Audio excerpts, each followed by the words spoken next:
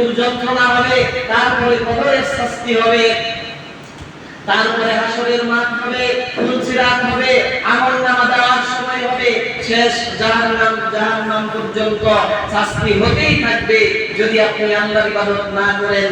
আল্লাহর ইবাদতের ভিতরে এক নাম্বার সর্বপ্রথম ইবাদত হচ্ছে সালাত। আপনি আদায় করেন না সালাত, আপনাকে আটকে যেতে হবে। রাসূল সাল্লাল্লাহু আলাইহি ওয়াসাল্লাম বলেছেন, যে ব্যক্তি কবরের ভিতরে পার পেল, পরবর্তী স্থানগুলো সে পার পেয়ে যাবে। আর যদি কবরের ভিতরে পার না পায়, মানুষ যদি না পায়, তাহলে পরবর্তী স্থানগুলো পাবে না। আমরা দুনিয়াতে এসেছি, চলে যেতে হবে, মৃত্যু সবাইকে ধরবে, মৃত্যু বরণ করতেই হবে। আমি আমিনুল ইসলাম বক্তব্য দেই, একজন আমাকে একটি কাপড়ের কাপড় বেশি দিবেন না, আরেকজন রিকশা চালক রিকশা চালায়, গরিব মানুষটার জন্য একটা কাপড়ের কাপড় কমও দিবে না। আপনারও 3টা কাপড়ের কাপড়, আমারও 3টা কাপড়ের কাপড়, প্রধানমন্ত্রীরও 3টা কাপড়ের কাপড়। প্রধানমন্ত্রী সে দেশ চালায়, তাকে একটা সম্মান করে একটা কাপড় বেশি দেওয়া হবে না, তাকে ওই 3 কাপড়েই রাখা হবে এবং তাকে ওই কবরেই রাখা হবে। ওই কবরে সবাইকে যেতে হবে, মরতে মানুষকে হবেই। আল্লাহ তাআলা বলেন, কুল্লু নাফসিন যায়িকাতুল মাউত, প্রত্যেক প্রাণীর মৃত্যুর স্বাদ গ্রহণ করতে হবে। আমরা দুনিয়াতে এসেছি, আমাদের প্রাণ আছে, আছে না? আছে, আমাদের প্রাণ আছে। যা কিছু আছে দুনিয়াতে, যত প্রাণ আছে যাদের ভিতরে, সবাইকে মৃত্যুবরণ করতে হবে। আর তারপরে যখন শেষ, এরকম করে যখন শেষ হয়ে যাবে, কিয়ামত যখন হবে, তখন সব শেষ হয়ে যাবে। এর আগে আল্লাহ তাআলা সিরিয়াল দিয়ে দিয়েছেন কে জন্ম কখন হবে, কিন্তু মৃত্যুর সিরিয়াল দেয় নাই। আল্লাহ বলছে যে মানুষ জানে না কোন স্থানে কখন সে মৃত্যুবরণ করবে এবং কিভাবে মৃত্যুবরণ করবে, এটা মানুষ জানে না। এটা মানুষ আমরা জানি না। মৃত্যু হবে, এটা চূড়ান্ত কথা, হবেই। আমাদের পূর্বে যারা ছিল তারা চলে গেছে, আমরা আসতেছি। আমাদেরও দেখেন, একদিন দুনিয়াতে এসেছেন, আস্তে আস্তে বড় হয়েছেন, বড় হয়ে তারপর বিবাহ শাদী করেছেন, তারপর সন্তান হয়েছে। আপনার হঠাৎ একদিন দাড়ি কেটে গেছে, আপনার সন্তানকে পড়ালেখা করাচ্ছেন, চাকরিতে চলে গেছে, আপনি একদিন হঠাৎ করে মারা যাবেন। সংক্ষিপ্ত দুনিয়া, একদম সংক্ষিপ্ত দুনিয়া। রাসূল সাল্লাল্লাহু আলাইহি ওয়াসাল্লাম একদিন এক বিশাল সমুদ্রের ভিতরে আঙ্গুলটা এভাবে ঢুকাইলেন, আঙ্গুল ঢুকিয়ে আঙ্গুলটা উঠালেন, উঠিয়ে বললেন, দেখো তো এই আঙ্গুলের ভিতরে কতটুকু পানি আছে। এই আঙ্গুলের ভিতরে যতটুকু পানি আছে, ততটুকু পানি হচ্ছে দুনিয়া। আর বিশাল সমুদ্রের ভিতরে যতটুকু পানি আছে, ততটুকু পানি হচ্ছে পরকাল। তাহলে চিন্তা করে দেখুন দুনিয়াটা কেমন, দুনিয়াটা কেমন চিন্তা করে দেখুন। এই রকম ভাবে দুনিয়া একদম সংক্ষিপ্ত। 2টা উদাহরণ দিলাম, একদম সংক্ষিপ্ত দুনিয়া। এর জন্য যদি আমরা খামসাই, লাভ হবে না। আপনি চিন্তা করে দেখুন আপনার সাথে কয়টা জিনিস যাবে আপনি যদি মারা যান। আবু হুরায়রা আনাস রাদিয়াল্লাহু তাআলা বলেন, রাসূল সাল্লাল্লাহু আলাইহি ওয়াসাল্লাম বলেছেন, মানুষ যখন মারা যায় 3টা জিনিস তার সাথে যায়, 3টা জিনিস। 2টা জিনিস ফিরে আসে, একটা জিনিস তার সাথে থেকে যায়। তার ভিতরে একটা হলো তার পরিবারের সদস্য, তারপর আরেকটা হলো ধন সম্পদ, আরেকটা হইল আল্লাহর ইবাদত, দ্বীন।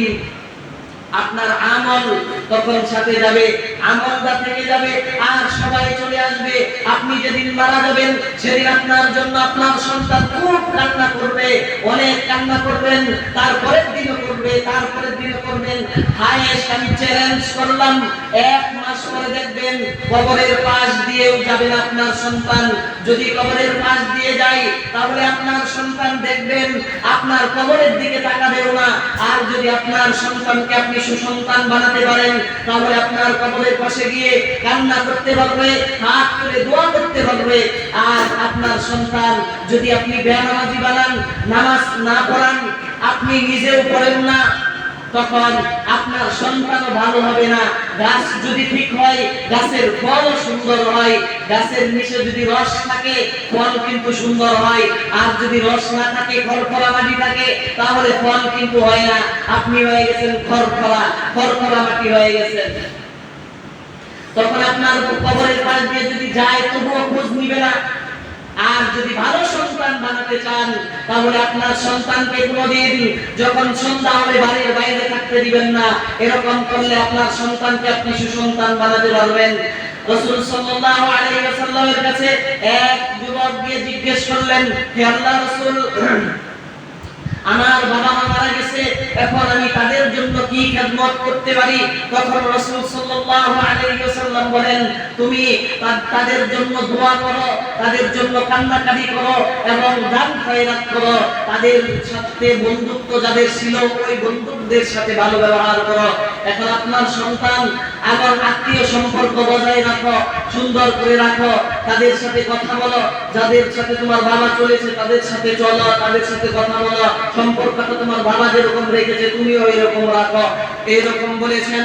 তাহলে আপনার সন্তান এরকম কাজ করবে না। যদি সন্তান সুসন্তান বানাতে চান তাহলে করবে, আর যদি আপনি বানাতে না পারেন সুসন্তান তাহলে করবে না। সুসন্তান বানাতে হবে। এখন সুসন্তান বানাইলে যে আপনাকে বড় মাদ্রাসায় ভর্তি করতে হবে, হাফেজ বানাতে হবে, কোরআনের হাফেজ বানাতে হবে, আলেম বানাতে হবে, এরকম না। আমি এরকম বলছি না।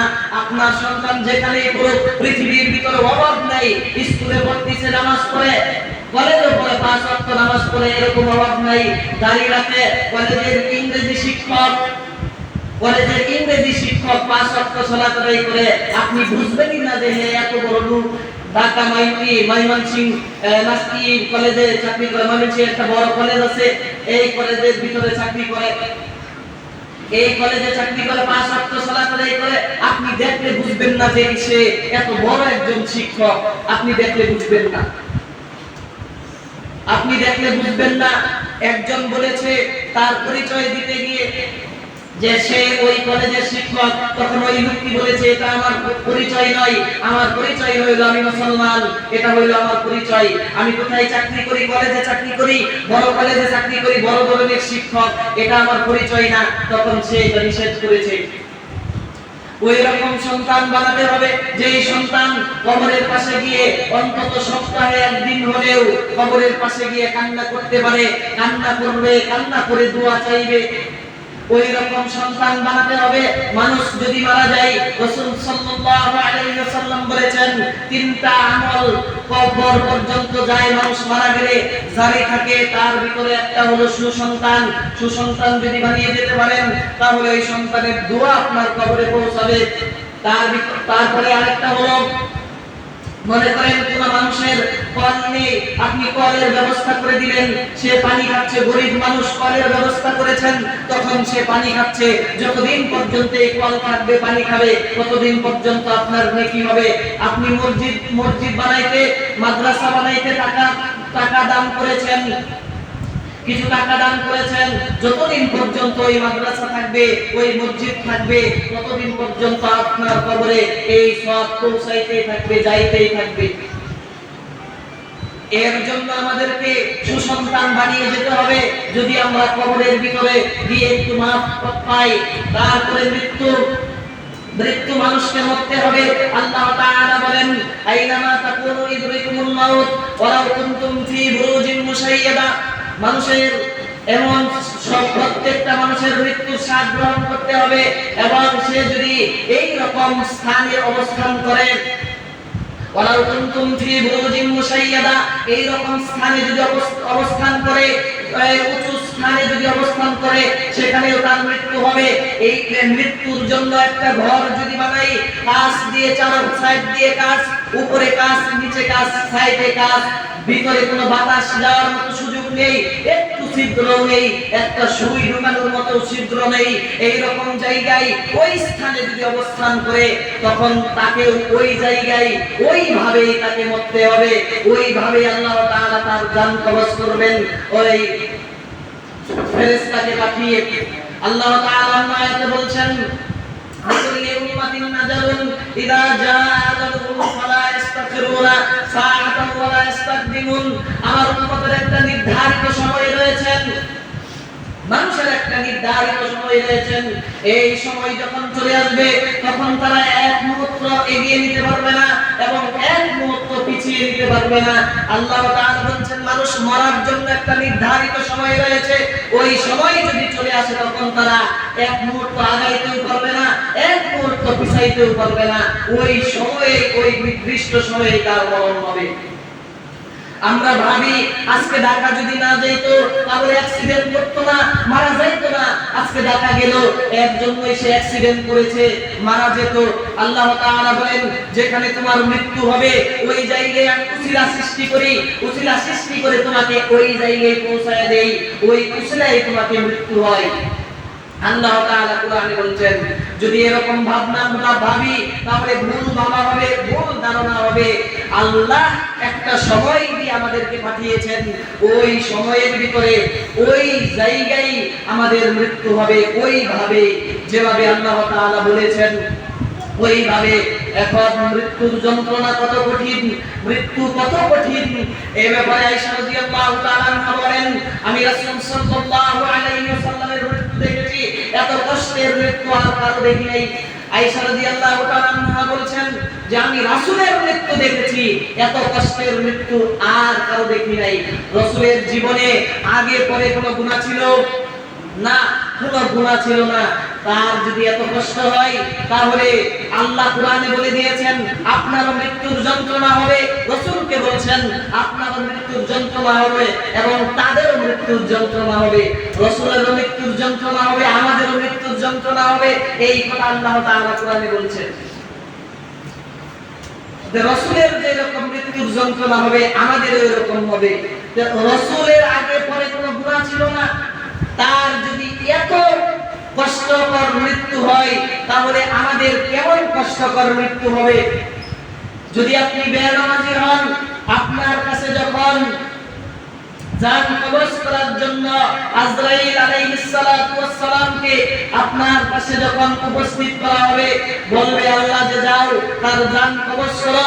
আপনি যদি বেনামাজি হয়ে থাকেন, আপনি যদি আল্লাহর ইবাদত না করেন, শুধু দুনিয়ার ভিতরে মুখাপেক্ষী হয়ে থাকেন, তাহলে আপনার জান বের হইতে যাবে না, আপনার চোখ মুখ উল্টে যাবে, এই রকম অবস্থা হবে।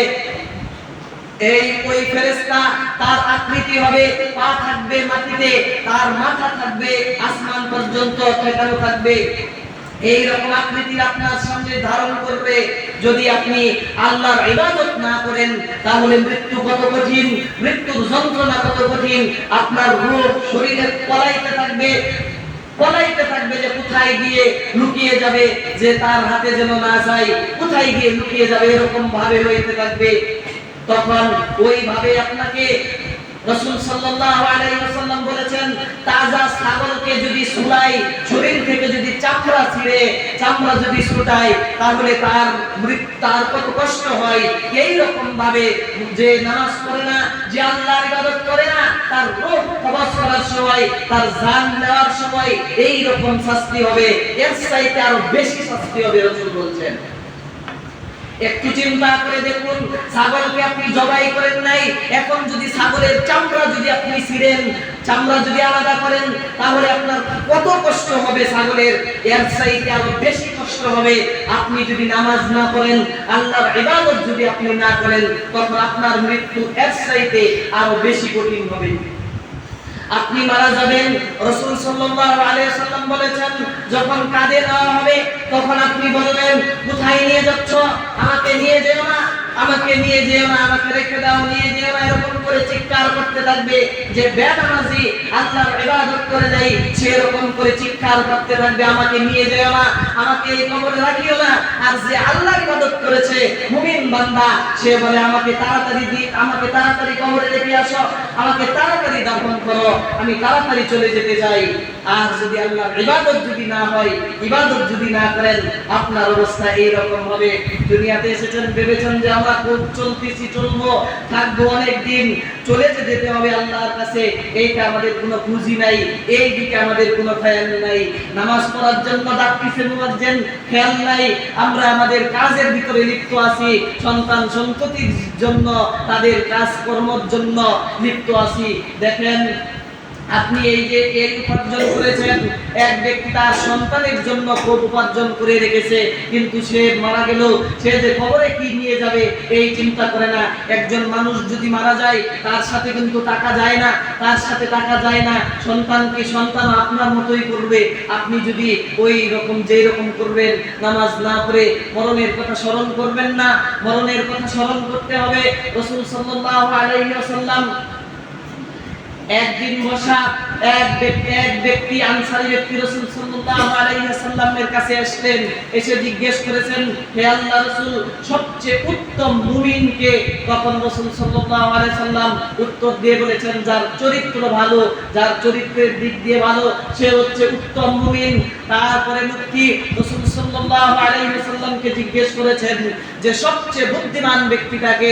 রাসূল সাল্লাল্লাহু আলাইহি ওয়াসাল্লাম বলেছেন যে সবচেয়ে বুদ্ধিমান ব্যক্তিটা হচ্ছে ওই যে মরণের কথা বেশি বেশি স্মরণ করে, মরণের কথা বেশি বেশি স্মরণ করে এবং পরকাল আছে, পরকালের ভয়ে কাঁদে, সেই ব্যক্তিটা হচ্ছে সবচেয়ে বুদ্ধিমান। আর আমরা মনে করি আমাদের মাথায় প্রচুর বুদ্ধি আছে, আমাদের মাথায় কাজ করার, দুনিয়াতে চলার প্রচুর বুদ্ধি আছে, এটা মনে করি যে আমরা বুদ্ধিমান। কিন্তু রাসূল তার কথা বুদ্ধিমান বলেন নাই, বলেছে যে মরণের কথা বেশি বেশি স্মরণ করবে সেই হচ্ছে বুদ্ধিমান ব্যক্তি। অন্য হাদিসে রাসূল সাল্লাল্লাহু আলাইহি ওয়াসাল্লাম বলেন, আকসারিয যিকরা হাদিমিল লাযযাতিল মাউত, মানুষের এমন একটা জিনিস বেশি বেশি স্মরণ করা উচিত যা মানুষের জীবনকে ধ্বংস করে যায়। মানুষ সুন্দরভাবে জীবন পরিচালনা করছে, জীবন চলছে, মানুষের খাওয়া দাওয়া, টাকা উপার্জন, সুন্দরভাবে জীবন চলছে। এই জীবনের স্বাদ যে একটা মজা আছে জীবন চলার, এই জীবনের স্বাদকে, এই জীবনের মজাকে ধ্বংস করে দেয়, তা হচ্ছে মরণ। এটা মানুষের বেশি বেশি স্মরণ করা উচিত। আর আমরা এই দিকে আমাদের খেয়াল নাই। যদি এই দিকে খেয়াল থাকতো তাহলে আমরা 12টার আগে মসজিদে উপস্থিত থাকতাম। মসজিদে নাই, আযান দিয়ে আমরা রাস্তা দিয়ে ঘুরি, বিভিন্ন কাজে ব্যস্ত আছি। আপনার অবস্থা কেমন হবে?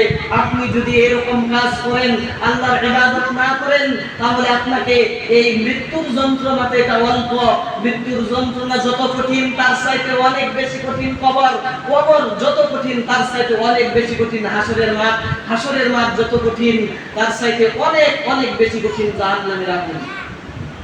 মৃত্যু যদি এত কষ্টের হয়, এটা এক নাম্বার, একটু কষ্ট, বেশি কষ্ট না, একদম অল্প কষ্ট। এটা যদি এত কষ্ট হয় তাহলে আমরা পরের স্থানগুলো কেমন কষ্ট হবে একটু চিন্তা করে দেখুন।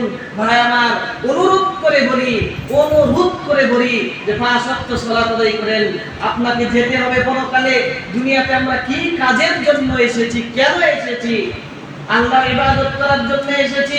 আল্লাহ তাআলা সূরা মুলকে বলছেন যে আল্লাযী খালাকাল মাউতা ওয়াল হায়াতা লিয়াবলুয়াকুম আইয়ুকুম আহসানু আমালা। মানুষের মৃত্যু ও জীবন সৃষ্টি করা হয়েছে পরীক্ষা করার জন্য।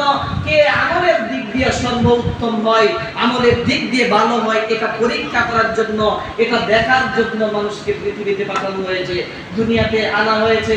এখন আপনি জানতেছেন যে এটার জন্য এনেছে, এটার জন্য আমাকে পৃথিবীতে আসতে হয়েছে, পৃথিবীতে এসেছি এই কাজটার জন্য। এখন আপনি এই কাজটার ভিতরে নেই, এই কাজটি আপনি করতেছেন না। যদি এই কাজটি না করেন তাহলে আপনার অবস্থা কেমন? আপনি ভাবেন, এই যে ওয়াজ শুনতেছেন, প্রতি জুমায় খুতবা শুনতেছেন, প্রত্যেকটা মসজিদে মসজিদে সভা হইতেছে, এইগুলো আমাদের কোনো কাজে আসে না। কানের ভিতরে ঢুকাই, মানুষ মারা গেলে ওই জায়গায় মৃত্যু সম্পর্কে সবাই ওয়াজ করে, যাই কয়েক মিনিট পর মৃত্যু সম্পর্কে বোঝানোর চেষ্টা করে। আর আপনি ওই কথা চিন্তা করেন না, জানাজা করে শেষ, যখন বাড়িতে চলে আসলেন তখন শেষ, আপনারও ওই কথা শেষ, আপনি শেষ হয়ে গেলেন। এখন জানাজার সালাত যদি আপনি আদায় করতে যান, তখন আপনাকে, আমরা সকলেই এটা জানি যে 2 কেরাত নেকি হয়, 2 কেরাত, এক কেরাত একবার উহুদ পাহাড় সমান। এটা জানাজার নামাজে আমরা শুনি। কিন্তু আপনি শুনেন, আপনি যদি নামাজ না পড়েন, জানাজার নামাজ পড়েন, জানাজার নামাজ যখন ইমাম নামাজে দাঁড়ায় তখন কিন্তু কয় জানাজার নামাজ ফরজে কাফায়া, 4 তাকবীরে দোয়া মুদ্রার জন্য নামাজ আল্লাহর রাস্তায়। জানাজার নামাজ কি? ফরজে কাফায়া। জানাজার নামাজ ফরজে কাফায়া, ফরজ নয়, সুন্নত নয়, ওটা ফরজে কাফায়া নামাজ।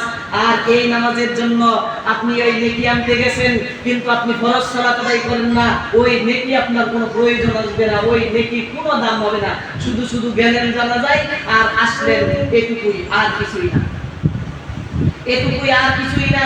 ওই জানাজার সালাতের চাইতে ফজরের যে 2 রাকাত সুন্নাত আছে, রাসূল সাল্লাল্লাহু আলাইহি ওয়াসাল্লাম বলেছেন যে ফজরের 2 রাকাত সুন্নাত পৃথিবীর ভিতরে যত খালি জায়গা আছে, বাংলাদেশ নয়, 2টা দেশ নয়, 3টা দেশ নয়, সারা পৃথিবীর ভিতরে যত খালি জায়গা আছে সব জায়গায় নেকি দিয়ে ভরপুর করে দেন এই ফজরের 2 রাকাত সুন্নাত আর সুন্নাত সালাতের ফজিলত এই জানাজার চাইতে আরো অনেক অনেক বেশি। এখন আপনি এই নামাজের কোনো খবর নেই, জানাজার সালাতে আপনি চলে গেছেন, দিয়ে আপনি ভাবলেন যে আমার তো অনেক নেকি অর্জন করে একবারে নেকি নিয়ে চলে এসেছি, কিন্তু লাভ হবে না, 1 পয়সারও দাম হবে না যদি আপনি নামাজ না পড়েন। তাই অনুরোধ থাকবে 5 ওয়াক্ত সালাত যে আমরা আদায় করি, মরণের কথাটা বেশি বেশি স্মরণ করে মরার জন্য আমরা প্রস্তুতি গ্রহণ করি।